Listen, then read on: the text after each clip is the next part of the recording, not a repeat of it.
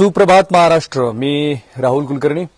दीर्घकाळ राजकारणाचा अनुभव असलेल्या भाजपाचे प्रदेशाध्यक्ष रावसाहेब दानवे यांना काय झाले माहिती नाही। अलीकडे ते हल्ली मनाला येईल आणि तोंडात येईल ते बोलतायत। त्यांनी काल जालन्यात केलेल्या वक्तव्याचे मराठवाड्याच्या 8ही जिल्ह्यामध्ये आज पडसाद पडण्याची शक्यता आहे। याशिवाय अवकाळी पावसासंदर्भातल्या काही बातम्या आहेत आणि काही गुन्हेविषयक घडामोडी आहेत। या सर्वांचा आपल्याला आढावा घ्यायचा आहे मराठवाडा एक्सप्रेसमध्ये।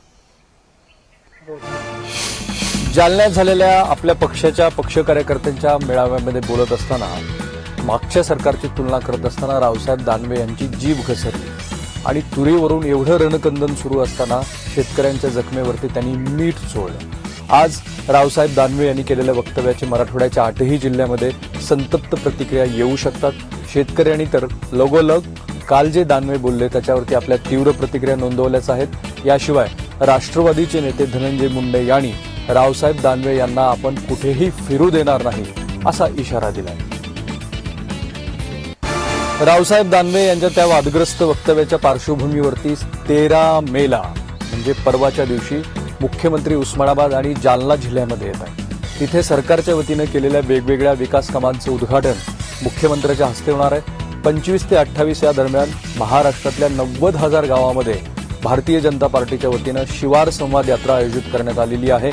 या यात्रेच्या निमित्तानं महाराष्ट्र सरकार आणि पक्ष भाजपच्या वतीने ज्या वेगवेगळ्या तयारी सुरू आहेत त्याचाही ते आढावा घेतील। मराठवाड्यात अवकाळी पावसाचा प्रकोप कायम आहे। गेल्या 5 दिवसांमध्ये विजा पडून झालेल्या दुर्घटनेमध्ये जवळपास 8 जणांचा मृत्यू झालाय। काल सुद्धा नांदेड जिल्ह्यातल्या बिलोली तालुक्यातल्या डोनगाव बुद्रुक या गावामध्ये झाडाखाली थांबलेल्या 3 जणांवरती वीज कोसळली आणि 3घेही जण गतप्राण झाले। मयत झालेल्यामध्ये एका 14 वर्षाच्या बालकाचा समावेश आहे। तर दुसरीकडे जालना जिल्ह्यातल्या परतूर तालुक्यातल्या एका खेडेगावामध्ये वीज पडून घराचं छत कोसळून झालेल्या अपघातामध्ये एक महिला मृत्युमुखी पडली आहे। शेतकऱ्यांची अडवणूक करून त्याची नागवणूक करण्याची सरकारी कर्मचाऱ्यांची प्रवृत्ती कायम आहे। काल परभणी जिल्ह्यातल्या परतूर बाजार समितीमध्ये वडिलांच्या नावे सरकारला घातलेल्या तुरीचे पैसे मागण्यासाठी जेव्हा शेतकऱ्याचा मुलगा गेला तेव्हा त्याच्याकडे लाच मागण्यात आली। याची कल्पना त्याने लाचलुचपत प्रतिबंधक विभागाला दिल्यानंतर 1,500 रुपयाची लाच स्वीकारत असताना परतूर बाजार समितीचे सचिव आणि जिल्हा मार्केटिंग अधिकारी दोघांनाही लाचलुचपत प्रतिबंधक विभागानं ताब्यात घेतलंय। आता विचार करा, आपलीच तूर अनेक दिवसाच्या प्रतीक्षेनंतर सरकारला घातल्यानंतर त्याचे पैसे येण्याच्या आधी जर असे गैरव्यवहार होत असतील तर शेतकऱ्यांनी जायचं कुठं? एसटी महामंडळाच्या परभणी विभागाला यावर्षी 6 कोटी 80 लाख रुपयाचा तोटा झाला।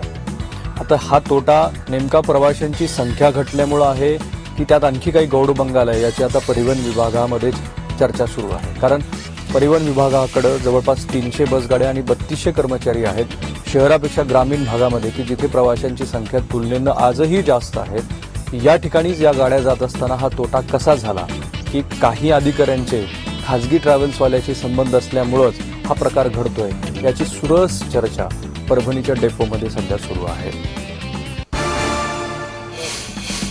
बातमी लातूर जिल्ह्यातून येते। लातूर जिल्ह्यातल्या गणेशनगर तांडा इथे जागरण गोंधळाचा कार्यक्रम झाल्यानंतर उरलेलं शिळं अन्न खाल्ल्यामुळे 20 जणांना त्या अन्नातून विषबाधा झाली आहे। सुरुवातीला या 20ही जणांवरती जानवळच्या प्राथमिक आरोग्य केंद्रामध्ये उपचार करण्यात आले होते। मात्र त्यातल्या 5 जणांची प्रकृती बिघडल्यामुळे त्यांना लातूरच्या शासकीय रुग्णालयामध्ये अतिदक्षता विभागामध्ये दाखल करण्यात आलं आहे। लातूर जिल्ह्यातल्या टाकळी इथल्या बब्बुरवान महाडुलू या शेतकऱ्यानं सततची नापिकी आणि कर्जबाजारीपणाला कंटाळून आत्महत्याचा प्रयत्न केला होता। घटना 2 दिवसापूर्वीची आहे। घटना घडल्याबरोबरच या शेतकऱ्याच्या नातलगाणी या शेतकऱ्याला लातूरच्या शासकीय रुग्णालयामध्ये उपचारासाठी दाखल केलं होतं। मात्र डॉक्टरांनी इथं योग्य ते आणि वेळेवरती उपचार न केल्यामुळे या शेतकऱ्याचा मृत्यू झालाय असा नातलगांनी आरोप केलाय।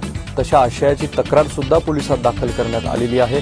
हलगर्जी करणाऱ्या डॉक्टरावरती जोपर्यंत गुन्हे दाखल होत नाहीत तोपर्यंत आपण मृतदेह ताब्यात घेणार नाही अशी या नातलगांची सध्या पोलीस प्रशासनाला सांगणं आहे।